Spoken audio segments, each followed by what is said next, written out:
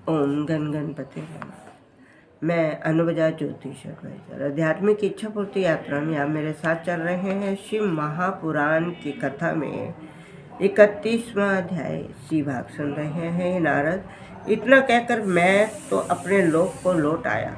उधर वज्रांग समुद्र में घुसकर तपस्या करने लगा। उसकी स्त्री वारांगी भी समुद्र के तट पर स्थिर एक पर्वत के समीप बैठकर तपस्या करने लगी। उस समय इंद्र ने उसकी तपस्या भ्रष्ट करने के लिए अपने अनेकों सेवकों को भेजा। उन्होंने अनेक प्रकार के स्वरूप धारण कर वारंगी को डराया, परंतु उस स्त्री के ऊपर किसी का कुछ वश न चला। ये देखकर इंद्र ने अत्यंत भयभीत हो मनुष्य रूप धारण कर उसकी शरण में जा पहुंचा। परंतु जैसे ही वारंगी ने उसकी ओर अपनी दृष्टि घुमाई, वैसे ही इंद्र के संपूर्ण माया इस प्रकार लुप्त हो गई, जिस प्रकार शिव जी के दर्शन प्राप्त करके संपूर्ण नष्ट हो जाते हैं। तब इंद्र अपने गणों के साथ उस स्थान पर चला गया।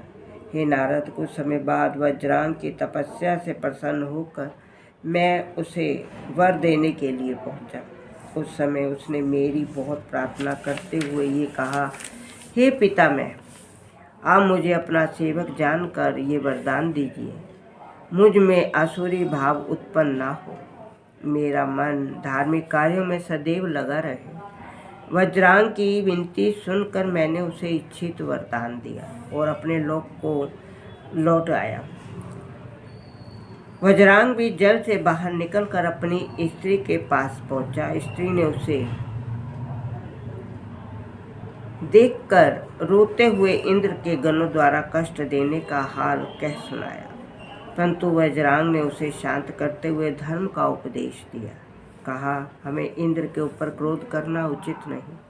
उस समय तो वारंगी यह सुनकर चुप रह गई। जब कुछ समय उसे पति की सेवा करते हुए व्यतीत हुए, तब एक दिन उसने वज्रांग से कहा, हे स्वामी, इंद्र हम लोगों का शत्रु है और उसने मुझे बहुत दुख दिया।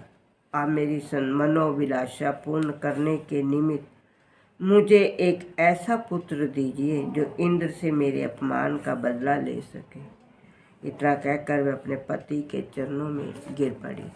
शिव महापुराण की कथा आगे सुनने के लिए आप मेरा अगला वीडियो देखिए। ओम नमः शिवाय।